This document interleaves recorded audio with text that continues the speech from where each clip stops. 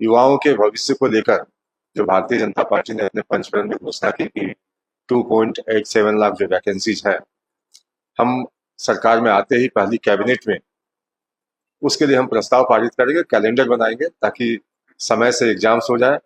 अब बच्चों के भविष्य के साथ जो इस वर्तमान सरकार ने खिलवाड़ किया है, 5 लाख नौकरियों का सपना दिखाकर या फिर बेरोजगारी भत्ता के नाम पर उनको जिस तरह से दिवा स्वप्न दिखाया गया, एक उम्मीद जगाई गई 2019 के चुनाव में, सरकार अब उस विषय पे बात भी नहीं करना चाहती, न उस विषय पर उनका ध्यान जाता है। तो कहीं ना कहीं जो वादा खिलाफी हुई वो हमारे लिए काफी चिंता का विषय है कि एक तो जो अभ्यर्थी होते हैं उनकी उम्र बढ़ती जाती है, उम्र निकलती जाती है,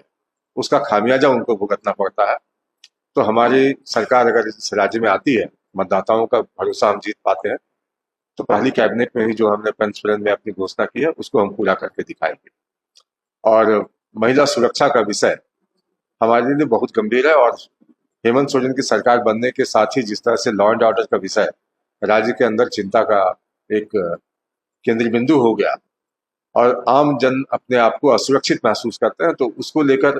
भारतीय जनता पार्टी ने कई दफे सरकार को सदन में भी घेरा और सड़क से भी हमने प्रश्न किए। प्रदेश कार्यालय में प्रेस ब्रीफिंग के माध्यम से भी सरकार को सचेत करने की कोशिश की गई कि जो अपराधी तत्व आज हावी हो चुके हैं और गाहे बगाए जिस तरह से आदिवासी युवतियों के साथ, दलित युवतियों के साथ बलात्कार की घटनाएं बढ़ी है, 7,000 से ज्यादा अगर रेप के केसेस हों, एनसीआरबी का डेटा ये कह रहा है, भारतीय जनता पार्टी अपनी ओर से आरोप नहीं लगा रही।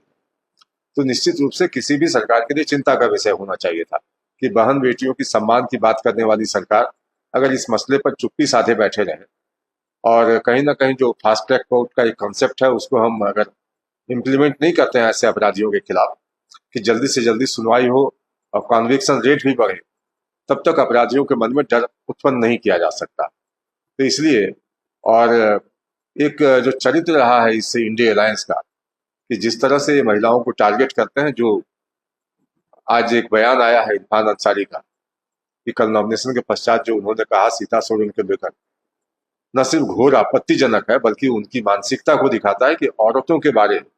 लड़कियों के बारे वो उसकी मानसिकता क्या है, वो क्या सोचते हैं। तो जो शब्दावली जो उपयोग किया गया, मैं समझता हूँ कि एक सरल भाषा है वो, और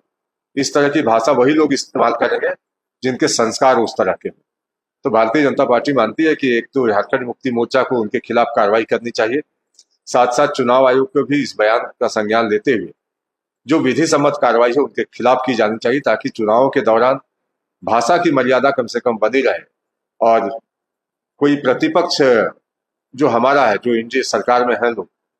अगर इस तरह की भाषा का इस्तेमाल करेंगे तो हमारे कार्यकर्ताओं से फिर वो शालीनता वाली व्यवहार की अपेक्षा भी ना करें।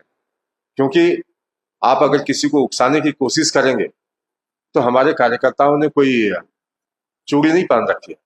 माकूल जवाब देंगे, सड़क में भी देंगे, जनता के बीच देंगे और आपके चेहरों के एक्सपोज करेंगे हम कि आप किस तरह से महिला विरोधी हैं, सोच क्या है आपकी, आपकी चुप्पी किसी विशेष वर्ग से आने के बाद किस तरह से घिघी बन जाती है आपकी। तो कहीं ना कहीं प्रश्न के घेरे में आप हैं, कटघरे में आप हैं, आपको सारा स्पष्टीकरण देना होगा कि सीता सोरेन जो कल तक झारखंड मुक्ति मोर्चा की नेता हुआ करती थी, सोरेन परिवार की बहू है वो, तो उनके लिए जिस अपमानजनक शब्द का इस्तेमाल किया गया, क्या सोरेन परिवार इरफान अंसारी के इस बयान का खंडन करेगी या उनको रिप्रीमांड करेगी, कांग्रेस पार्टी के प्रति अपनी आपत्ति दर्ज करा के